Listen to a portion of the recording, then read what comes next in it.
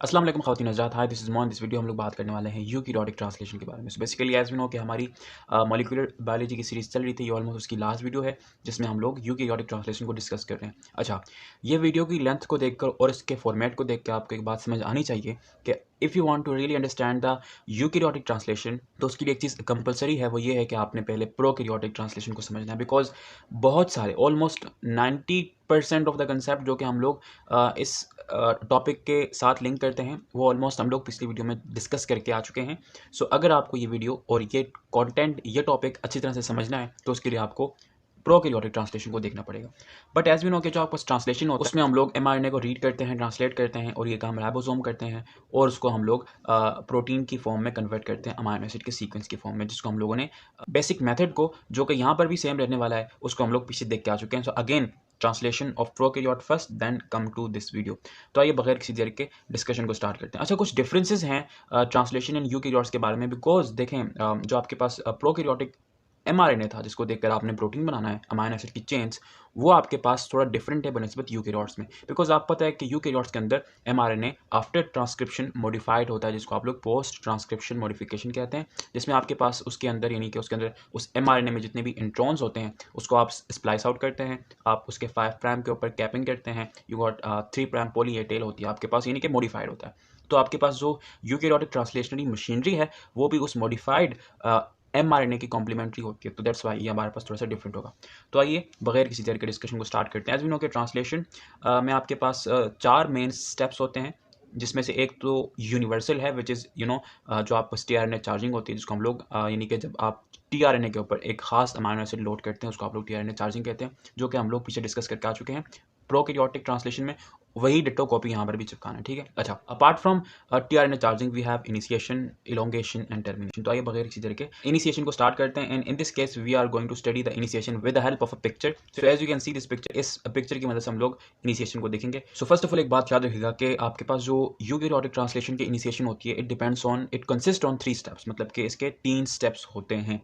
और याद रखिएगा कि जो आपके पास यूकैरियोटिक ट्रांसलेशन की इनिशिएशन होती है, एज यू नो कि उसकी कुछ रिक्वायरमेंट्स होती हैं, और उसमें सबसे इंपॉर्टेंट ये है कि यू गॉट 13 और मोर इनिशिएटिंग फैक्टर्स। इनिशिएटिंग फैक्टर आपके पास होते हैं, इनिशिएटिंग फैक्टर जो कि इनिशिएशन में हेल्प आउट करते हैं। देयर प्रोटीन्स और एंजाइम्स और different other compounds, other molecules जो कि आपको हेल्प करते हैं। इट विल बी 13 और, मतलब कि as far as machinery is concern थोड़ा सा कम्प्लेक्स होगा। अच्छा, initiation factor in this case, यानी कि ट्रांसलेशन ऑफ यूकैरियोट्स के अंदर जो आपके पास इनिशिएशन फैक्टर होते हैं, उसको आप लोग यूकैरियोटिक इनिशिएशन फैक्टर कहते हैं। याद रखिएगा ये बात को। अच्छा, सो फर्स्ट ऑफ ऑल जो स्टेप 1 होता है, as you can see, first of all in the initiation is the formation और assembly of the 43S pre-initiatory complex. As you can see this 43S pre-initiatory complex, इसकी formation होती है। उसमें सबसे पहले होता ही है कि the initial amino acid is usually, as we know कि मिथ्योनिन होता है ना, कि जो आपके पास फर्स्ट, आपके पास जो स्टार्ट कोडॉन होता है on the mRNA, it is AUG। सो वो जो AUG है, उसका जो आपके पास, यानी कि उस कोड का, उस कोडॉन का जो एंटी कोडॉन वाला टीआरएनए होता है, उसका amino acid as you know कि मिथ्योनिन होता है, which is attached as you know के विद द स्पेशल टीआरएनए, ठीक है, जो कि सर्व करता है एज अ इनिशिएटर टीआरएनए, मतलब वो एज अ इनिशिएटर टीआरएनए आपके पास काम करता है। अच्छा, याद रखिएगा कि अगर आपको पता हो कि प्रोकैरियोटिक ट्रांसलेशन में जो आपके पास पहला टीआरएनए था, यानी कि जो फर्स्ट मिथ्योनिन था, वो मॉडिफाइड था, यानी कि उसके अंदर आपके पास फॉर्माइल ग्रुप लगा हुआ था। But in this case you got no formyl group, you have simply a methionine containing tRNA, right. अच्छा, so first of all in the process होता ही है कि as you can see, first of all जो आपके पास methionine containing tRNA होता है, ठीक है, वो आता है and it combines with 40S सब यूनिट, यानी कि small subunit of the ribosome. अच्छा, एज यू नो कि आपके पास जो यूकैरियोटिक ट्रांसलेशन होती है, उसके अंदर जो राइबोसोम होता है, वो आपके पास थोड़ा सा डिफरेंट होता है as compared with the prokaryotic one. Eukaryotic translation में जो आपके पास राइबोसोम होता है, उसके 2 सब यूनिट होते हैं। The small is the 40S सब unit and the large is the 60S, और मिलकर ये 80S बनते हैं। अच्छा, सो जो आपके पास फर्स्ट हुआ ये कि जो आपके पास मिथ्योनिन कंटेनिंग टीआरएनए था, वो आपके पास आया, और आपका 40S सब यूनिट, यानी कि small subunit of ribosome के साथ कॉम्प्लेक्स किया। अच्छा, याद रखिएगा कि ये जो आपके पास फर्स्ट टीआरएनए था, it comes along with the complex of GTP and eukaryotic initiation factor 2। As you can see कि जो आपके पास ये आया ना, methionine containing tRNA, it comes along with GTP, ठीक है, guanosine triphosphate and EIF2, eukaryotic initiation factor 2। इसके अलावा एज यू कैन सी कि जो आपके पास 40S सब यूनिट है, it is also bounded with eukaryotic initiation factor 1A and eukaryotic initiation factor 3। और ये सब आकर टीआरएनए, ठीक है, which is attach with the GTP plus eukaryotic initiation factor 2, ठीक है, एंड 40S जो कि आप पास अटैच है eukaryotic initiation factor 1A and eukaryotic initiation factor 3, ये सब मिलते हैं और आपके पास 43S जो आपके पास एक कॉम्प्लेक्स है वो तैयार होता है। यहाँ पर आप लोग डिफरेंस देख सकते हैं between eukaryotic translation and the prokaryotic one, because यहाँ पर अभी तक टीआरएनए आया है लेकिन एमआरएनए नहीं आया, यानी कि एमआरएनए अभी आएगा। यानी कि जो आपके पास फर्स्ट टीआरएनए था वो आगे first of all 40S small सब यूनिट के साथ अटैच होता है। प्रोकैरियोट्स के अंदर ऐसा नहीं होता, उसमें सबसे पहले जो आपके पास एमआरएनए होता है वो आकर स्मॉल सब यूनिट के साथ अटैच करता है, उसके बाद लार्ज सब यूनिट आता है, फिर आपके पास फर्स्ट टीआरएनए आता है। यहाँ पर पहले से ही first tRNA which contain methionine वो आकर आपके पास जो 40S स्मॉल सब यूनिट है यानी कि small subunit of ribosome उसके साथ आकर अटैच होता है। और जब ये यहाँ तक आपके पास ये 43S कॉम्प्लेक्स बन जाता है तब आपके पास जो फर्स्ट स्टेप है ऑफ द इनिशिएशन वो आपके पास कंप्लीट करता है। सो अगर बात करते हैं स्टेप 2 के बारे में तो ये थोड़ा सा कॉम्प्लेक्स है, आई थिंक सबसे कॉम्प्लेक्स है इस पूरी ट्रांसलेशन के अंदर।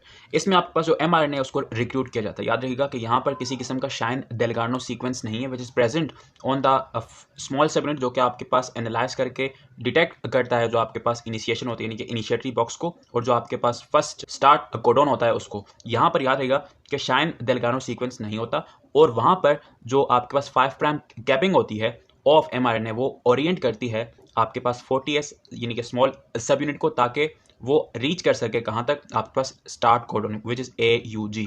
और याद रहेगा ये जो आपके पास 5 प्राइम कैप की हेल्प है और to that particular small subunit of ribosome ताकि वो रीच कर सके स्टार्ट कोडॉन को। इस मेथड को, इस मैकेनिज्म को आप लोग स्कैनिंग मैकेनिज्म कहते हैं, which is driven with several other initiation factors, eukaryotic initiation factor.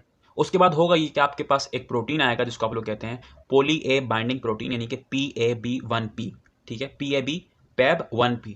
It links poly A tail of the mRNA to the eukaryotic initiation factor 4G, ठीक है। क्या हुआ कि स्कैनिंग मैकेनिज्म के बाद एक प्रोटीन आया विच इज PAB1P, ठीक है, और उसने हेल्प किया पोली ए टेल को, और उस प्रोटीन ने लिंक किया पोली ए टेल को with new initiation factor, eukaryotic initiation factor, and it is eukaryotic initiation factor 4G।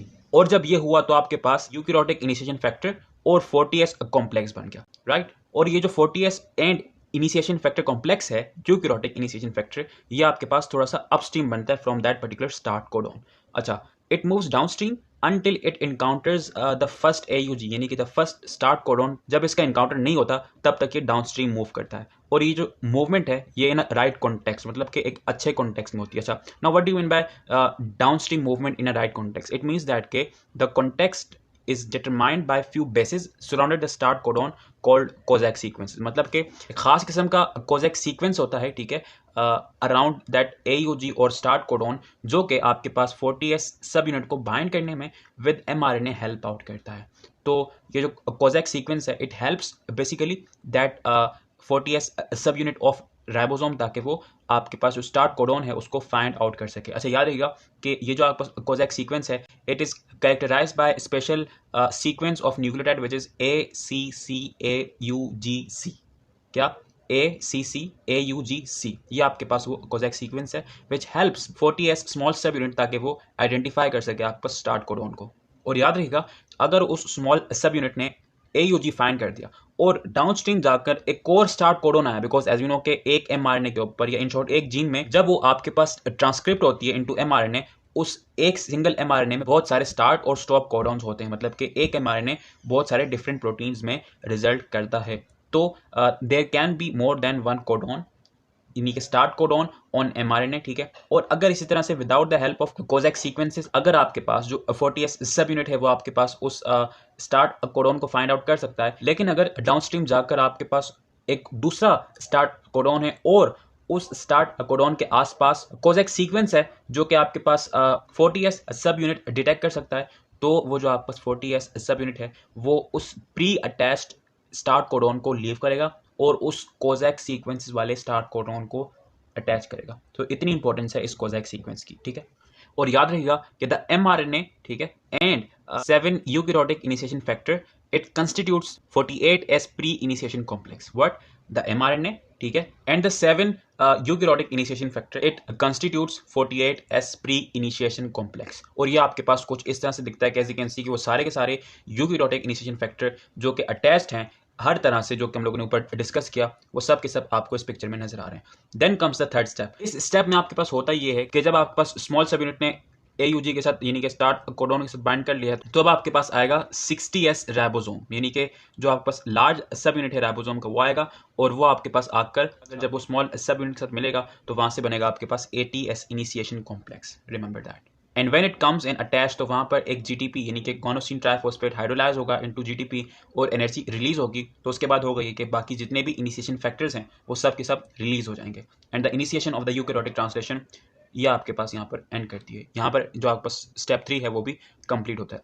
अच्छा, जो आपके पास यूकैरियोटिक राइबोसोम होता है उसके बारे में एक खास बात ये है कि एज वी नो कि जो आपके पास प्रोकैरियोटिक राइबोसोम थे उसके अंदर आपके पास 3 कंपार्टमेंट होते हैं। एक को आप लोग ई साइड कहते हैं यानी कि एग्जिट साइड, एक को आप लोग पी साइड कहते हैं जहाँ पर आपके पास पेप्टाइड बॉन्ड बनती है, और एक को आप लोग ए साइड कहते हैं।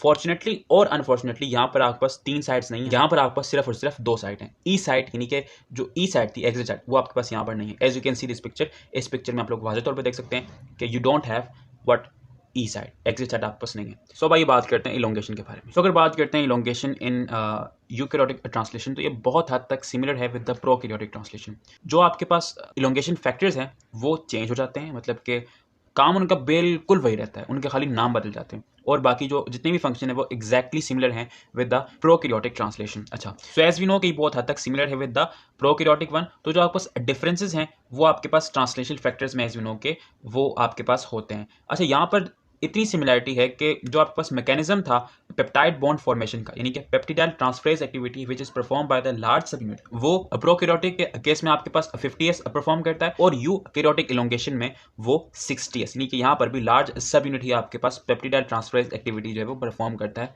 इन the same way the way we have observe in the prokaryotic translation elongation, अगर आपने वो वीडियो देखी है। और यहाँ पर एक दूसरा डिफरेंस ये है कि एज वी नो कि आपके पास प्रोकैरियोटिक ट्रांसलेशन की इलोंगेशन में 3 इलोंगेशन फैक्टर थे ना, elongation factor TU, elongation factor G और इलोंगेशन फैक्टर TS। लेकिन यहाँ पर सिर्फ और सिर्फ 2 हैं, मतलब कि eukaryotic elongation factor there are only 2। कौन कौन से? Number 1 is the eukaryotic elongation factor 1 and eukaryotic elongation factor 2 is the second one. लेकिन जो आपके पास यूकैरियोटिक इलोंगेशन फैक्टर 1 है, ठीक है, उसके आपके पास 2 सब यूनिट हैं। एक को आप लोग यूकैरियोटिक इलोंगेशन फैक्टर 1A कहते हैं और दूसरे को 1B कहते हैं, ठीक है। सो जो आपके पास 1A सब यूनिट का जो आपके पास फंक्शन है वो काउंटर पार्ट है यूकैरियोटिक इलोंगेशन फैक्टर TU का इन प्रोकैरियोट्स, जो कि ये था कि वो आपके पास tRNA को लेके आता था, मतलब कि साइटोप्लाज्म से लेके आता था और आपको मतलब कि जो आपके पास ए साइड थी वहां पर जाके फिक्स करता था और वहां पर GTP को हाइड्रोलाइज कर जो आपके पास tRNA की एंटीकोडॉन और mRNA के कोडॉन के दरमियान जो हाइड्रोजन बॉन्ड है उसको फॉर्म करवाता था। और जो आपके पास 1B है उसका जो फंक्शन है वो काउंटर पार्ट है TS का, यानी कि इलोंगेशन फैक्टर TS, और उसका फंक्शन ये है कि जो आपके पास रिसाइकलिंग है इलोंगेशन फैक्टर TU की। एज वी नो के जो आपके पास प्रोकैरियोट है उनके अंदर इलोंगेशन फैक्टर जो आपके पास TS था, इलोंगेशन फैक्टर TU के साथ जो GTP है GTP उसको जाकर फॉस्फोराइलेट करके GTP में कन्वर्ट करता था ताकि जो आपके पास इलोंगेशन फैक्टर TU है ये अपना फंक्शन अगेन से परफॉर्म कर सके, मतलब कि अगेन से किसी दूसरे tRNA के साथ अटैच करके उसको लेके आ सके। सो ये दो आपके पास जो 2 सब यूनिट हैं यूकैरियोटिक इलोंगेशन फैक्टर 1 के, ये उन दोनों यानी कि प्रोकैरियोट्स के अंदर उन 2 जो आपके पास इलोंगेशन फैक्टर्स हैं TU और TS उसके रोल को सब्सटीट्यूट करते हैं। सो जो आपके पास इलोंगेशन फैक्टर 2 है उसका रोल बिल्कुल सेम है of elongation factor G, and as we know उसका रोल ये है कि वो ट्रांसलोकेट करता है पूरे पूरे राइबोसोम को downstream of that particular position, और एज वी नो कि ये सारे के सारे GTP को हाइड्रोलाइज करके अपने फंक्शंस परफॉर्म करते हैं। सो अब आइए बात करते हैं टर्मिनेशन के बारे में। So if we discuss the termination of eukaryotic translation तो ये अभी ओपन रिसर्च फॉर्म है, लेकिन इसमें सबसे बड़ा डिफरेंस ये है with respect to prokaryotic termination. जो डिफरेंस सबसे बड़ा ये है वो ये है कि इसके अंदर जो आपके पास प्रोकैरियोटिक टर्मिनेशन थी उसके अंदर आपके पास 3 जो रिलीज फैक्टर थे। एज वी नो के जो आपके पास इलोंगेशन है उसके अंदर आपके पास रिलीज फैक्टर होते हैं, टर्मिनेशन फैक्टर नहीं होते। रिलीज फैक्टर थे वो आपके पास 3 थे, RF1 RF2 एंड RF3, जो कि अपने अपने रोल परफॉर्म करते थे। लेकिन यहाँ पर आपके पास वो सारे के सारे function which were perform by this 3 release factors, ठीक है, RF1 RF2 and RF3 inside prokaryotes, वो सारे के सारे functions inside eukaryotic translations termination वो सिर्फ और सिर्फ एक सिंगल रिलीज फैक्टर परफॉर्म करता है which is eukaryotic release factor 1। यानी कि जहाँ तक बात रहती है अमाइनो एसिड को उस टीआरएनए से क्लीव करने की, उसके बाद उसको रिलीज करने की और राइबोसोम्स के दोनों सब यूनिट्स को अपने आप से अलग करने की, mRNA से अलग करने की, वो सारे के सारे फंक्शंस यहाँ पर सिर्फ और सिर्फ एक single eukaryotic release factor perform करता है, विच इज ERF1। ठीक है, अच्छा अब उसका मेथड क्या है वो अभी तक इतना श्योर नहीं है, आपको कुछ बुक्स में मिलता है लेकिन वो अभी रिसर्च उसके ऊपर जारी है, it's not that much prove yet. So as far as still studies concern, यहाँ तक हमारी जो आपके पास ट्रांसलेशन है वो एंड करती है। एंड आई होप सो कि हम लोगों ने जो लेक्चर डिस्कस किया है ये आपको समझ आएगा। So that's it. So if you like this video so please do share this video और दिस सीरीज और everything but you think that कि वो किसी दूसरे को हेल्प कर सकता है, with your friends and anyone जिसको भी इस वीडियो की जरूरत है। Thank you so much for watching, take care yourself, bye bye.